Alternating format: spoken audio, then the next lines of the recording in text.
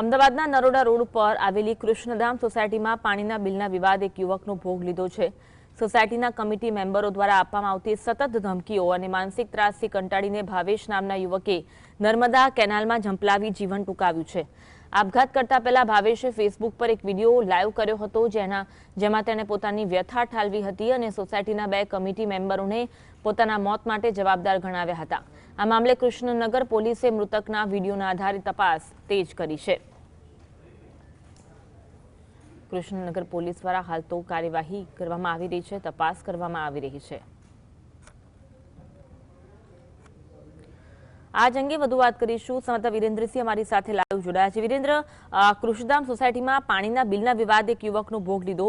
યુવકે વિડીયો બનાવ્યો હતો અને જે રીતે તેને માનસિક ત્રાસ આપવામાં આવતો હતો તે વર્ણવવામાં આવ્યો। શું વિગત મળી રહી છે હાલ ઘટનાને લઈને?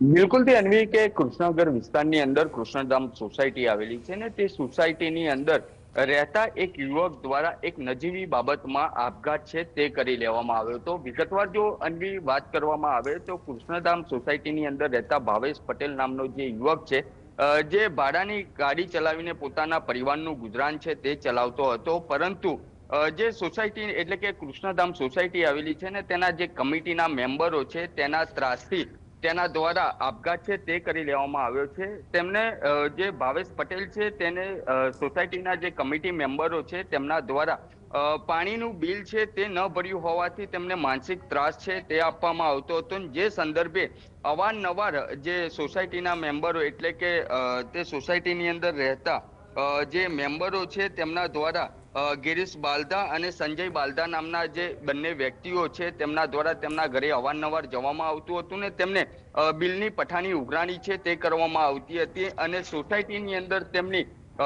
જે આબરૂ માન સન્માન છે તેની ઉપર ઠેસ પહોંચતા તેમના દ્વારા એક સોશિયલ મીડિયાની અંદર વિડીયો બનાવવામાં આવ્યો ને નર્મદા કેનાલની અંદર ઝંપલાઈ દેવામાં આવ્યું હતું। આ સમગ્ર જે ઘટના હતી એ થોડાક સમય પહેલા ટોક ઓફ ધ ટાઉન બનેલી હતી અને પરિવારજનોના અનેક જે આક્ષેપો છે તે સામે આવ્યા હતા। અત્યારે જે કૃષ્ણનગર પોલીસ સ્ટેશનની અંદર આ ભાવેશ પટેલ દ્વારા જે આપઘાત કરી લેવામાં આવ્યો હતો તે સંદર્ભે ફરિયાદ છે તે પરિવારજનો દ્વારા નોંધાવવામાં આવી છે ને જે સંજય બાલદા અને તેના જે ભાઈ છે તેમના વિરુદ્ધ એફઆઈઆર છે તે નોંધવામાં આવી છે। પરંતુ સૌથી મોટી વાત અન્વી એ કહી શકાય કે એક નજીવી બાબત અને પાણીનું જે બિલ આવતું હતું તે બિલને લઈને તેમને માનસિક ટોર્ચર છે તે કરવામાં આવતા હતા ને અવારનવાર તે બિલની ઉઘરાણી છે તે કરવામાં આવતી હતી। તે સંદર્ભે તેમના દ્વારા આપઘાત છે તે કરી લેવામાં આવ્યો હતો।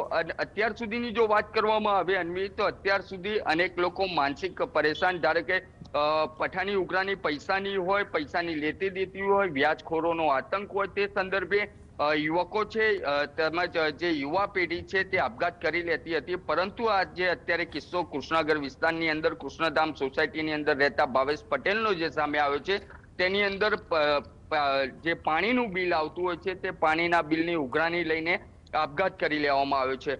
હાલ તો કૃષ્ણનગર પોલીસ સ્ટેશનની અંદર દુષ્પ્રેરણાનો ગુનો છે તે નોંધવામાં આવ્યો છે। પોલીસ દ્વારા ફરિયાદ નોંધીને આ જે બંને યુવકો છે તેમની ધરપકડ કરવા માટે અલગ અલગ ટીમો બનાવવામાં આવી છે। અન્વી, જી આભાર વિરેન્દ્ર જોડાવા માટે। અને